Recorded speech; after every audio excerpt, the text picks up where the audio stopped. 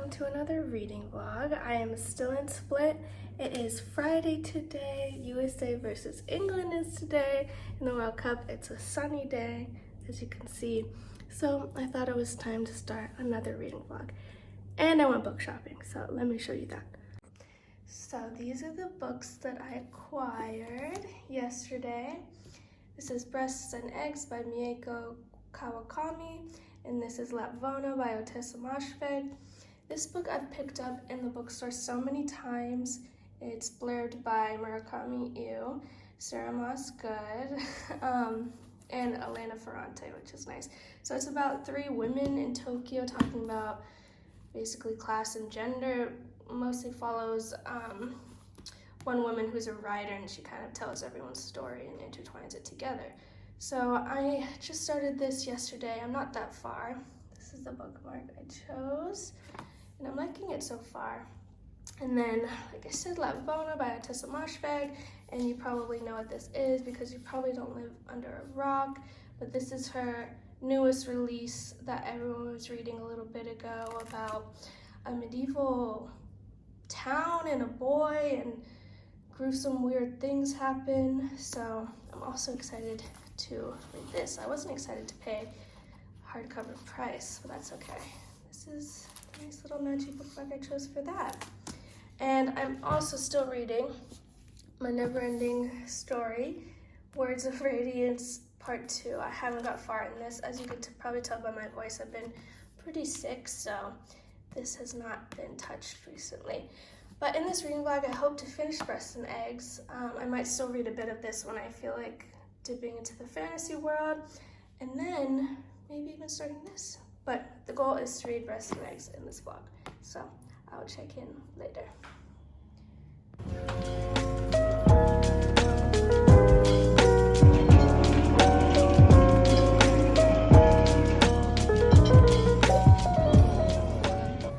Hello everyone, so we're back. We went to a cafe, we walked around, and we did a little bit of Christmas shopping.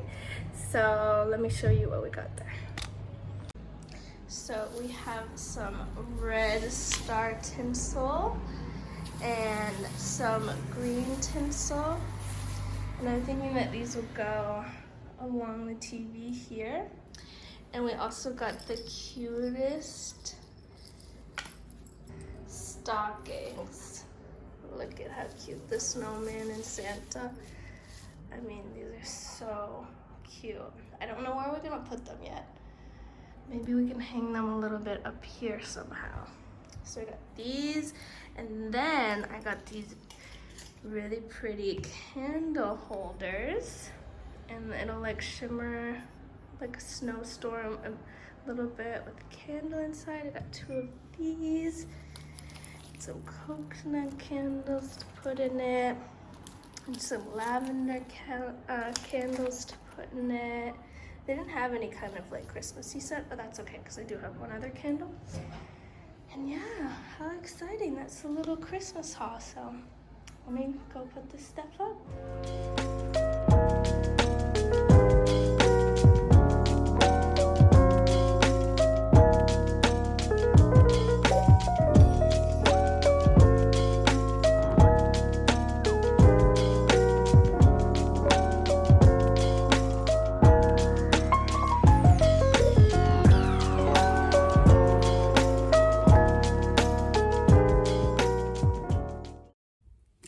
So I have not talked to you since yesterday when I showed off my book haul and I said my reading plans for this vlog, which is to read Breasts and Eggs by Mieko Kawakami. Yesterday I read about 50 pages of this, and we also went out to dinner and watched the USA versus England game, which was nice. And today we also went out and we got our irises photographed to have this cool portrait done at this photo studio here. We also walked around. There's so many like Christmas markets and lights up. It's so festive. It's making my heart so warm inside. So we also today we sat out and got cocoa and watched people ice skate around this tree, and it was so magical. So I am now up to page 122 in Breasts and Eggs. So this book is about 3 women. It's about one woman who is a writer, older sister, and that older sister's daughter. And basically the title of the book comes from the writer's sister who wants to get a boob job done, and also her daughter who has taken kind of a vow of silence and is not talking to her mother. And it alternates between her journal entries, which is nice, and she basically, it starts off with her journey with first getting her period and what that means for her as a woman, as a human, and her life sentence and what all this means. And there's also a lot of intersecting themes of like class and money. Like the daughter definitely talks about money and, you know, why doesn't my mom have it? Why did she have me if she didn't have money?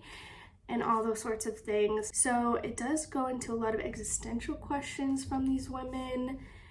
And it's also a really good look into the Japanese working class at that time and a gendered lens of that. So I'm really enjoying it. And it's funny that Haruki Murakami is on the first quote. I know he's a really famous Japanese author and saying breathtaking, but it's funny because it describes boobs a lot. And that's one of the reasons why I don't like him, is because he always describes a woman's boobs first, like before any other characterization of a character that describes their boobs, how they are, if he likes them, etc. Like it's kind of his thing. I don't necessarily like how he writes about women, but I'm glad that he read this book by a woman about women, so he could kind of personify them more, I guess, which is funny. But yeah, I'm enjoying this so far. I thought I would check in my reading progress. I'll check in later.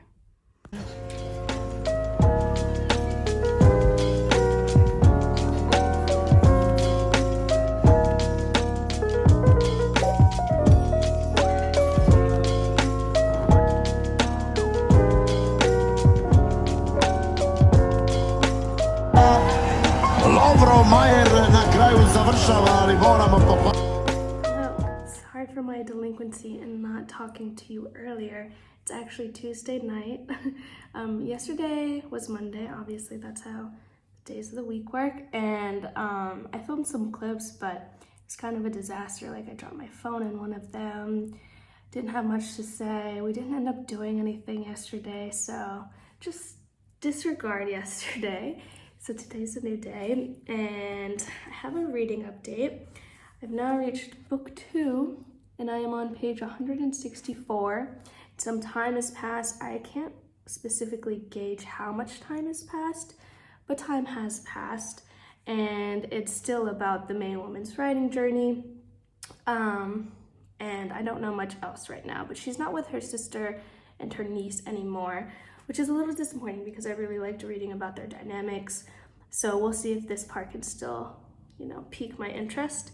I don't know, I haven't been really into picking it up. I can't tell if that's just my mood because I was sick and whatnot, or I'm just not into it. It's not like a, oh my god, I need to keep reading it. It's definitely a quiet story, which I'm liking, but it just is harder for me to pick it up sometimes because I'm not super on the edge with the story. But I think I do want to set aside maybe an hour to read this and get a good chunk done. So I am going to put on some ambience, maybe even some Christmas ambience, because I've decided that this is a vlogmas vlog. This is a vlogmas / reading vlog because I have Christmas content, and originally when I was filming it I thought it's way too early for vlogmas, but now it might go up in December, so this is a vlogmas vlog. Hello tinsel. Hello stockings. Yes, this is a vlogmas vlog, so maybe I'll put on some Christmas jazz ambience kind of situation, sit down and read. So I'll check in at the 200 page mark. This is me now and this is me later. Okay, I'll check in later.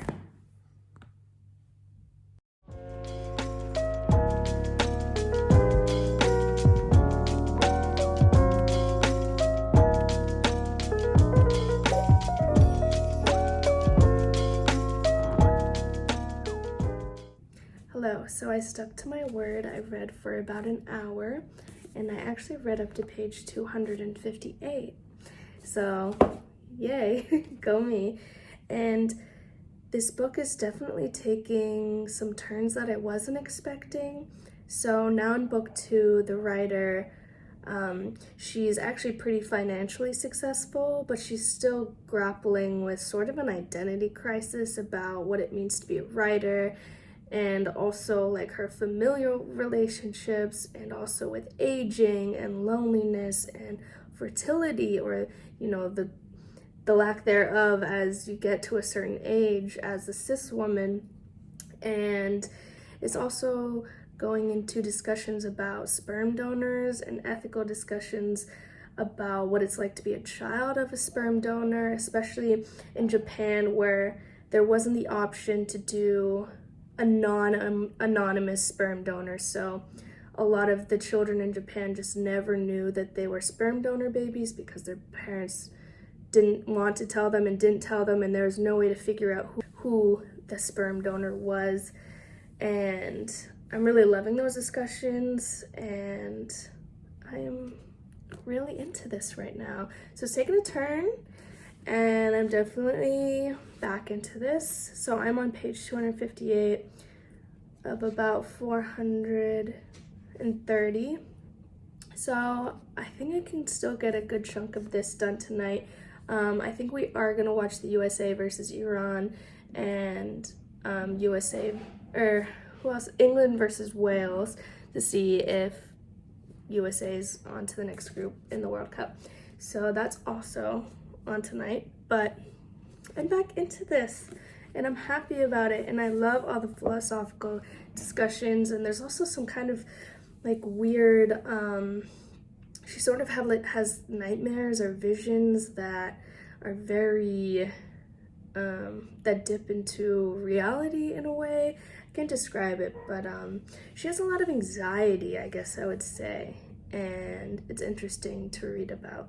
So that's my update, and I hope to keep reading tonight. I think I might read until page 300, maybe would be a good goal.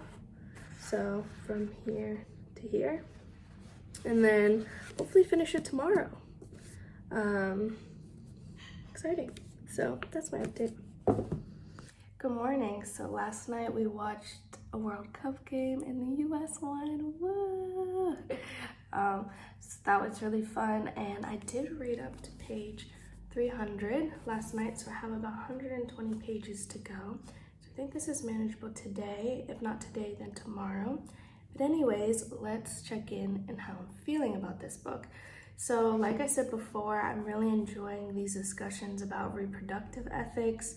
And it's also interesting because she's building a relationship with someone, a friendship with someone who was a child of a sperm donation and didn't find out until he was 30 in this rude situation, let's say. And as she is grappling with the idea of maybe using a sperm donor, so she's been going to like some medical ethics conferences and panels to hear people speak about the ethics behind using a sperm donor, and she is quite concerned of like how to do it right almost. So it is an interesting take on like bodily autonomy I'm seeing as a theme throughout the book. Like she had to work as a child because her family was poor, so she didn't really have control over what she did. And in this instance, this is really using a sperm donor is really the only way that she could have a child. So it's sort of an autonomous choice. So I'm enjoying seeing that theme throughout the book, and she's also exploring a lot of familial dynamics between her and the people around her, like her publisher and this other woman from a bookshop she used to work at. And it's really just all about like class and familial relationships and your responsibilities to other family members, and I'm really liking it so far. I have no idea how it's going to end. When I started book 2, I didn't know where it was going. I was like, okay, she's a writer now, blah, blah, blah. She's working on her second novel, and it's not really going well. It's not going anywhere. So I'm kind of like saying at the book, like, write about sperm donor, write about being a sperm donor baby or something, because she's so interested in it. So we'll see what happens in the last 120 pages, and I hope to take you along with me.